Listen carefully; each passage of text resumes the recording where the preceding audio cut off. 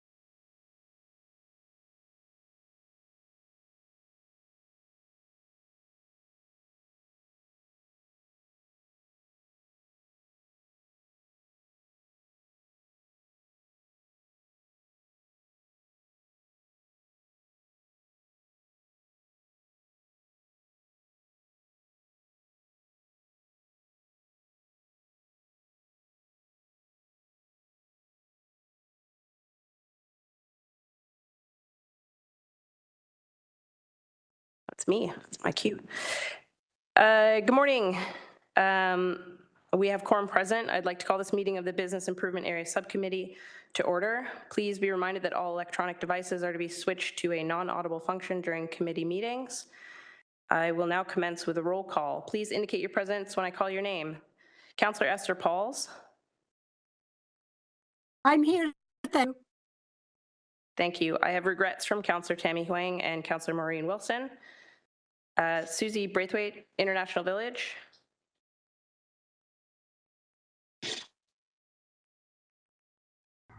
Tracy McKinnon, Westdale Village and Stony Creek. Here. Adrian Meckley from Hess Village. Here. Susan Penny from Waterdown. I'm here. Heather Peter from Ancaster. Here. Doris Sanchez from Concession. Here. Bettina Shorman from Lock Street. David Taylor from Dundas. Here. Emily Walsh from Downtown. Here. Stephanie Wheeler from Ottawa Street. Here. And myself from Barton Village. And I hear that Susie's joined us. Welcome, Susie.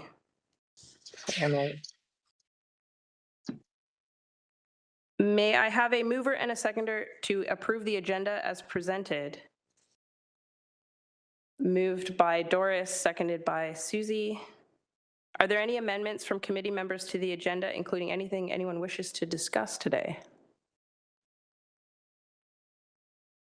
Seeing nothing. Please indicate your vote now. All in favor?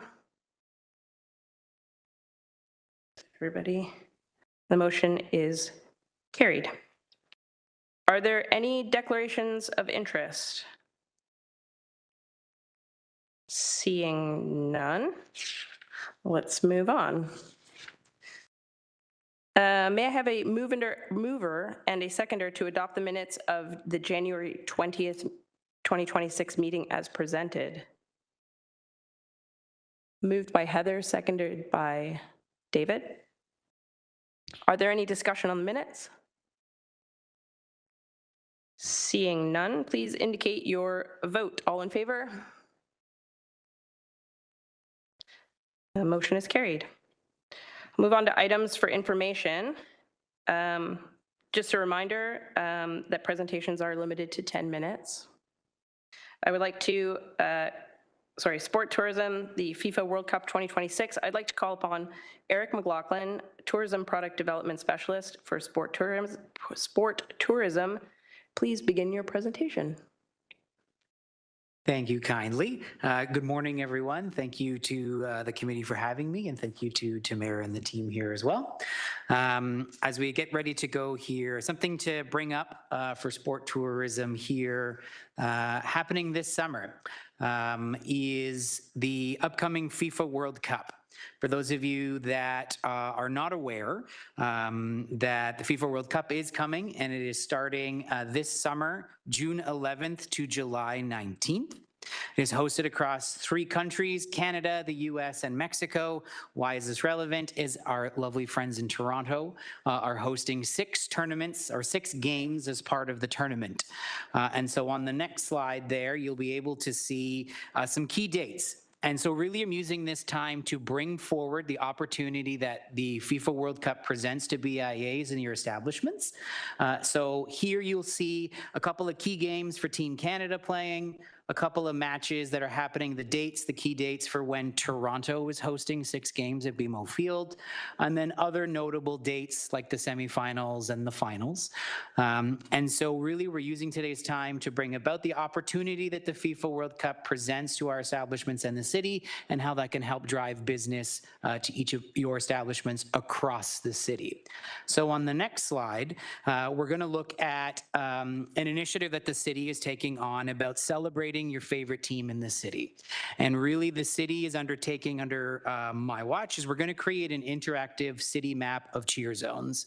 So really what this is collectively as a city, and starting with our BIAs and all other establishments that are committed to celebrating the spirit of sport and celebrating the spirit of soccer and celebrating the spirit perhaps of a particular country that is participating. We're looking to create one central place for visitors and residents to cheer on their favorite teams and cheer on soccer and their favorite sport. And so really there's going to be an intake form, a general intake form. This isn't a cost thing. It's very, very simple. There'll be an intake form distributed via email very shortly.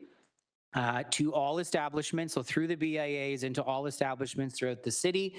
And it's about who, if you are committed to showing the games, so you're interested, you have a support, you have TVs in your establishments. We're going to get through some of the rules. And if you want to celebrate a country, perhaps you're cheering on Argentina or Canada or Italy or Croatia. You're going to basically submit your establishment that you want to be listed on the interactive map. I've given you 2 examples of what that will kind of look like.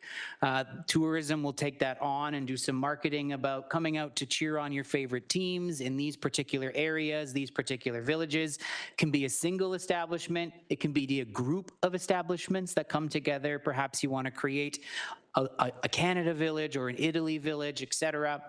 So this form will open later this month. It will close mid-April, as it gives us some time to create the map, and it will open publicly in mid-May. And so there are opportunities to change things. So really, we're just using this opportunity to plant the seed and get you thinking about how to participate in the FIFA World Cup. So on the next slide, most establishments participate in public viewing parties. So there's a couple of things with FIFA just to be aware of. It's all in these slides, so I'm not going to read this verbatim. But basically, if you have a regular business operations, a bar, a hotel, a restaurant, and you have under 1,000 people and you have televisions, you don't need a license to show a game. If you're doing something beyond that, where you're selling tickets, you're selling sponsorship, you have more than 1,000 people, you're doing something in a public place that is outside of your regular business, you'll need to apply for a license, not through the city, it's through FIFA directly. And so we've provided you the links for that. And that's just something to note, that if you want to do that and you want to do those things, we have to make sure that we're doing it in accordance with FIFA and their licensing and brand standards. And so on the next slide, there's a couple other pieces, so not just around viewing parties. And so this is kind of things that you're allowed to do and not to do in terms of marketing pieces. Again, I'm not going to read this verbatim, but in general, you can't use the FIFA branding. You can't say FIFA. You can't use their logos, things like that on any of your marketing or anything that you're doing. You can't even say, come watch FIFA World Cup. You got to say, come, celebrate soccer, come celebrate Team Italy, whatever you're doing. And again, there's a pro tip, and this is the most important tip, is when in doubt, you're celebrating the spirit of the event, not the actual branded part of the event, which would be the FIFA World Cup. And so really what this is just making sure that everybody is playing in accordance with FIFA. They've got their army of brand ambassadors that will be out looking for their licensing and standards. And so on the last piece here is, so this is just a key reminder that there are some ideas to inspire on the next page, and then just key reminders to finish off that thinking about how does your establishment or your BIA or group of BIAs maybe want to celebrate the FIFA World Cup, knowing that soccer is the single biggest sport that people watch. The FIFA World Cup is the world's largest sporting event that people also participate and watch. And so it's an opportunity to engage our local residents and visitors who are staying in nearby areas. We are expecting hundreds of thousands of tourists this summer in and around the region coming to Toronto to watch those games, but also celebrating in the spirit of soccer and the spirit of sport. And so look out for the Hamilton intake form, which will come out very soon. It's a couple of quick questions. You just list your business. If you are interested in celebrating the event or celebrating a team, And again, as a reminder, if your event is free, under 1,000, it's part of everything you already do. Just like right now, maybe during the Olympics, some of your establishments got some TVs on showing some of the Olympics on. That's free. You don't have to do anything different for FIFA licensing. If you want to do anything bigger and above that, we just got to be mindful. And seat applications for City of Hamilton public property events still apply. They are aware of this, so Seat and I are working together on what all of these pieces, what you need in order to activate as part of the FIFA World Cup. And so again, look out for the intake form. We're really trying to drive a marketing piece here about collectively putting a map on for the city of where people can get out, come and visit your areas, come and visit your establishments where they can feel like a part of the community and celebrating the spirit of sport. Those are some links there that you can click and check everything that I talked about. And that is all. I'll take any questions if there are. And if not, my email and my phone number is on the next slide. And you're welcome to email me if you've got questions, comments, or concerns. Happy to take anything. Thank you. Thank you very much, Eric, for the presentation. Are there any questions for Eric? I see Susie. Hi, Eric. You can't say FIFA, but can you say like, come watch the Brazil versus whatever? Yes. Okay. You just can't use that. There's very specific terms. You can't ever say the word FIFA, World Cup, things like that. And so when in doubt, you can say, come watch Brazil versus Italy, whatever it is. Come out and cheer on Brazil. Things like that are in the spirit of sport. And that is correct.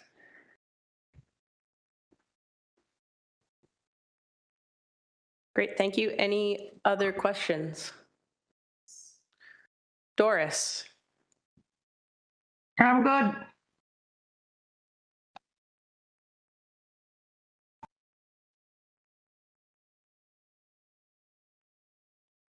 Yeah, so my question is, it's Sorry, go ahead, Adrian. You've got the next question, go ahead. Thank you. Regarding the seat application that you have to do, so even if it's on a business's patio and it's an internal promotion, still do the seat application, or is it only if we're doing it kind of? No, only if this regular seat process still applies for regular events. If you're doing outside of your business, you're doing it on public property, you're doing it on a public street where you have to close a road or things like that. The regular process still applies for everything. So nothing changes in terms of FIFA or anything like that. If you happen to want to do something like that, you just have to go through the regular processes. They'll just be aware that you're doing this for FIFA and you're doing this for soccer. So Sarah and the team there are aware of that. Okay, and they know what that's for. But a business, just doing it on their normal patio, Nope. no seat. Okay. No changes. Perfect. Great, are there any other questions? I'm gonna pass the chair to Susie real quick because I have a question. Eric, do you have a rough idea of the licensing fees that are associated? It's no, because it's all based on the size of the establishment, what you're doing. So there are 3 categories. There's no license, there's like a semi-commercial license, and then a full commercial license. So semi-commercial would be the cheaper of the 2. There are, of course, no blanket fees. It's based on the size of the establishment, how many people are coming, are you charging, what are you charging, etc. And then the third one is more of a flat fee, but that still has elevated fees to it. That's for a large scale event you're doing in a giant park you're not doing as part of operations, you're just creating something new. So the form there will take you through that, and it gives you a rough estimate, and then what you do is submit it, and then they come back to you with the licensing fees. Gotcha. Okay, thank you very much.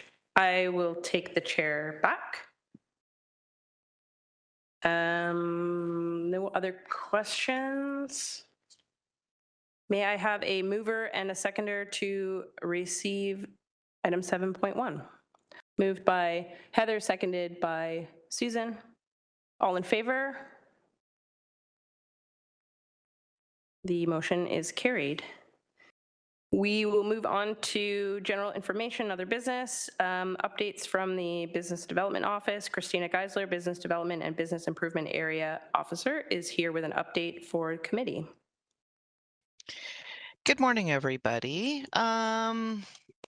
Okay, so the first thing that I wanted to talk about is, as per the the last subcommittee and David's request and motion to be more involved in the seat application, I do have an update for that.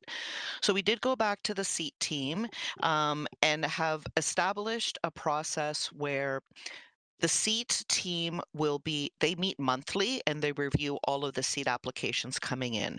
They will be sharing with the Economic Development Office, me, the agenda of everything that's on deck for that month's meeting.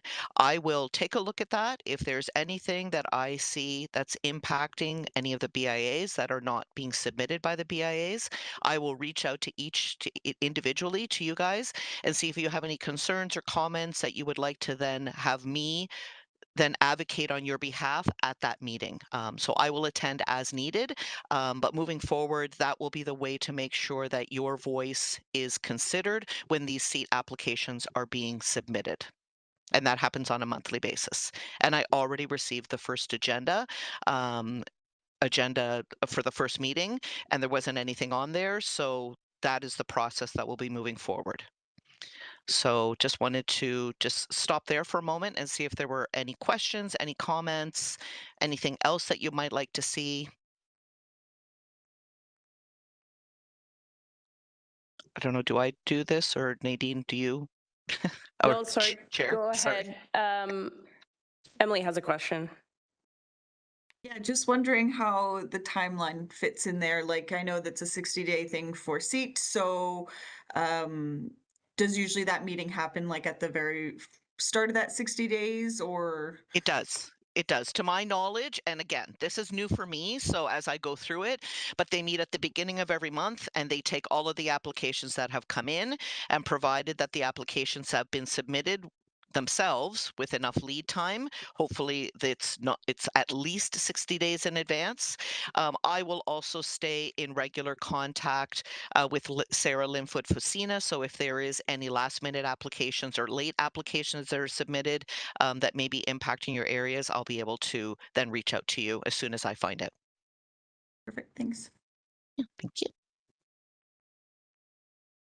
Okay, through the chair, if it's okay, then I will continue with my other updates. Just a couple of reminders. The 2026 OBIA conference, I'm sure you guys are all aware, but is coming up April 19th to 22nd. It's in St. Catharines this year. And the theme is Main Streets in Bloom, BIA's Rooted in Purpose. So just if you are intending on attending, the registration I suspect is probably open for that already. So that's coming up on April 19th. The other thing I wanted to share with the BIAs is that the International Downtown Association, IDA, as it's known, last year there was it's generally hosted in the United States, and last year the conference was in Washington D.C. Unfortunately, because of council direction, there is no authorized travel to the U.S., so we had to skip that one last year. But we're very fortunate that this year the conference is being hosted in Toronto. Judy Lamb, the former manager of commercial districts and small business, attended the IDA conference when it was in Seattle and came back very inspired and very impressed by both the agenda and the level of best practices being shared and information being presented to all of the attendees. So in discussions with the new manager of commercial districts and small business, Phil Caldwell, we are offering the invitation for the BIA's executive directors if you would like to attend the conference in Toronto this year, which is happening September 1st to 3rd. Economic Development will cover your registration cost. So mark your calendars if you're interested in attending.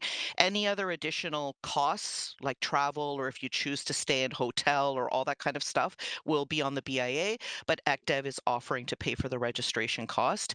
Just understanding the feedback that we have gotten, that it is a great conference with, again, a lot of valuable information being shared. I myself will be in attendance automatically because Susie was then the chair of the BIA subcommittee, hers is automatically included, but that's also been extended to all the other BIAs as well. So more to come on that. I will share the information as registration is not yet open, but just wanted to let you guys know that that offer's out there. Chair, I think there's a question. Susan, go ahead. Do you have an idea of what the registration cost is if we did want to take 2 of us? I don't know. That information hasn't been uploaded as of yet. I think it's in the neighborhood. I'm guessing actually. You know what? I'm not even going to speculate. I don't know. I can maybe take a look and see what last year's registration fee was. I believe it was in the neighborhood of like $1,000, something like that. Yeah, But I can look it up confirm too. that. I just wondered if you knew. Yeah, Perfect. sorry, Thank you. not off the top of my head. Sorry. Okay. Next on my updates, the year-end reconciliations. Apologies. It looks like these reconciliations have to be pulled together manually. I did get it late last week, so I did distribute that to all of the BIAs year-ending last year. So please share those with your bookkeepers and add into your auditable information that needs to be collected. If you have any questions, please let me know. And then just the last thing I wanted to just extend a very heartfelt best wishes to Heather Peters, who will be, I think this will probably be your last BIA subcommittee, moving on to new ventures, a new step in your career. Just wanted to thank you very much for your participation in this committee, your collaboration with the other BIAs, and wish you the very best of luck on behalf of all of us. Thank you. And that is all for me. Thanks, Christina, for the update. Are there any other questions? Susan, go ahead. Christina, have you sent out information, and I've missed it, on the Hamilton Chamber of Commerce Outstanding Business Award tickets yet? Not as of yet. I'm just waiting for final confirmation on what the discount code is and all of that from the chamber. I did reach out to them last week. I'll poke them again, and as soon as I have that information, I will share it on as well for that. Perfect. Thank you very much. Great. Any other questions? Seeing none, may I have a mover and a seconder to receive the update from Christina? Moved by David, seconded by Stephanie. All in favor? That motion is carried. We're going to move on to statements by members, and we're going to do things just a little bit differently moving forward.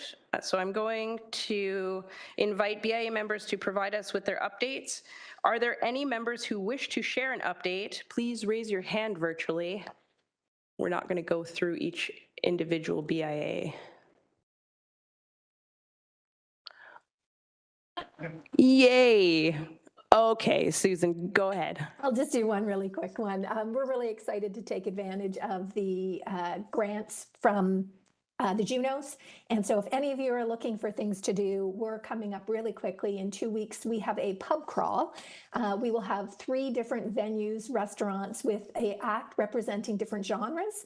And so if you join the pub walk, you'll visit 3 restaurants, you'll get a few samples, and you'll hear 3 different types of music: country, blues, and Americana. And it'll be a night of music and storytelling, as those artists will talk about what that genre means to them, what their influences are. So it's a bit of an interactive night. So if you're looking for something to do on a Thursday night, that's on Thursday, March 5th. And then we'll be following up with a Heritage Pub Walk, which is always sold out in the past. It's where people get to go to different pubs and learn about our history, and that'll be April 2nd. So just an invite in case anybody's looking for something to do.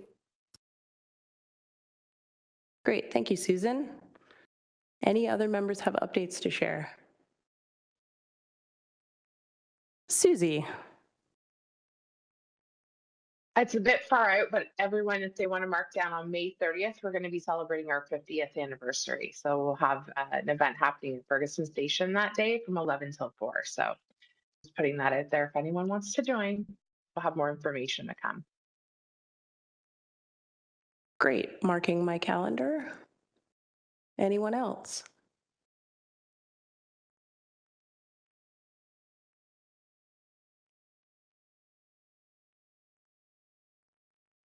Can I call on Doris? Doris, go ahead. Hi, February 28th, coldest night of the year walk for Neighbor to Neighbor Food Bank. And that starts at 4:30 p.m. for registration. And what the BIA has done is we're putting together a BIA team and we call ourselves the Mug Squad. We have mugs, BIA mugs. I don't know if you can see this. No. It's a ghost of a mug. But we have mugs and you can stop at any restaurant for a hot or cold beverage and it will be free. You can either get hot chocolate, a coffee, even a beer, a milkshake. This is just to ensure that you have your BIA mug that you can go home with and you have a souvenir of Concession Street. More importantly, it brings you inside the restaurant. Have a look at closer look at their menu, and that is Saturday, February 28th, the BIA Mug Squad. And that's it. Thank you very much, Doris. Any other updates?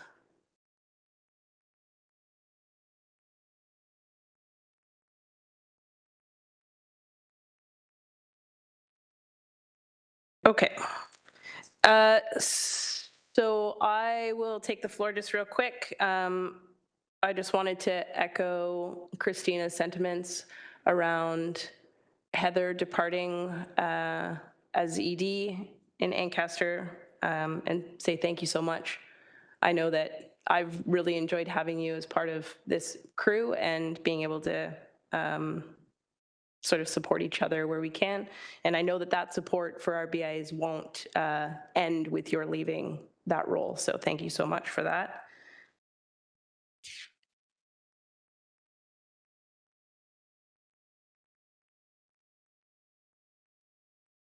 We're just, you're okay? Okay, good.